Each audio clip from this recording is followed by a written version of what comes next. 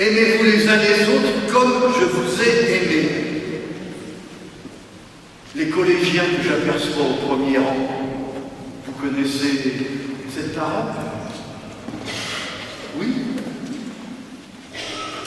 Je ne voudrais pas manquer de respect envers l'Évangile, mais il me semble que cette parole qui est célèbre a perdu un peu, peut-être avec le temps, a perdu de sa force de percussion, de sa force de renouveau.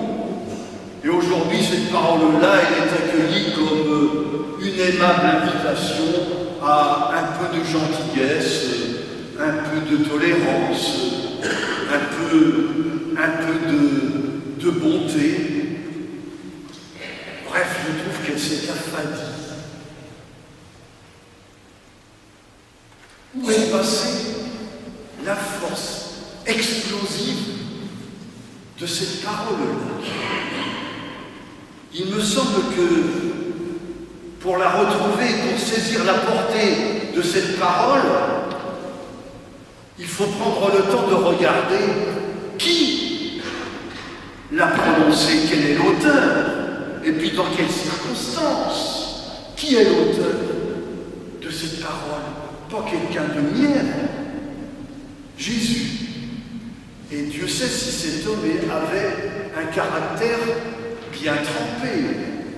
Et il n'a pas eu peur tout au long de sa vie des affrontements plutôt virils, et certains, y compris avec les autorités, ceux qui ont le pouvoir et qui font peur, parce qu'ils ont le pouvoir de vous détruire. Et puis, les circonstances où ces paroles ont été prononcées à un moment tragique parce que c'est la veille où Jésus doit être arrêté et va mourir. Il est avec ses proches et la débandade totale est toute proche. Et Jésus leur donne comme son testament: aimez-vous comme je vous ai aimé. Cette parole, qu'est-elle devenue pour nos contemporains? Il me semble que j'ai eu comme une réponse à cette question lors d'une préparation au mariage d'un couple. Lui, le garçon, me dit à un moment, presque enthousiaste,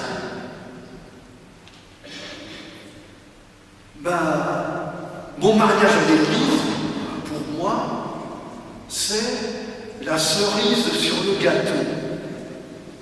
L'expression m'a plu et je l'ai reprise presque au pied de la lettre en lui expliquant: c'est bien, une cerise sur un gâteau, c'est un plus. Ça apporte une touche de couleur, une touche finale qui finit la pâtisserie. Mais il me semble que ça reste, cette cerise, un élément seulement décoratif. Sur le gâteau, ça ne change pas sa saveur, son goût, sa qualité. Moi, à la place de la cerise, je préférais mettre une dose même minime d'un petit alcool, d'un rhum qui pénètre peu à peu et qui change le goût de la pâtisserie.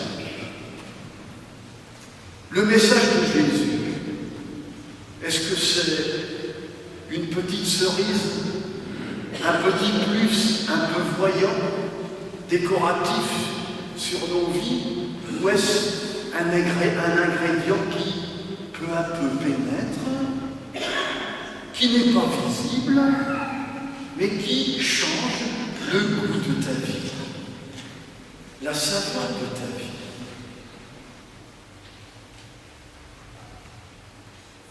D'ailleurs, je comprends que Jésus, à un moment, ait comparé sa parole à du sel qui change dont une simple pincée change le goût de ce que tu manges. Ou bien une pincée de levain qui transforme de l'intérieur. Comment se fait-il que nous ayons de la peine à garder la force de cette parole de Jésus? Il me semble que peut-être il y a au départ un malentendu sur le sens du mot amour. Pour nous, amour, ça signifie sentiment qui fait vibrer le cœur, l'émotion. Pour Jésus, sans doute c'est ça aussi. Mais ce n'est pas seulement un sentiment pour lui, c'est un engagement. Pas un sentiment, un engagement qui peu à peu transforme la vie.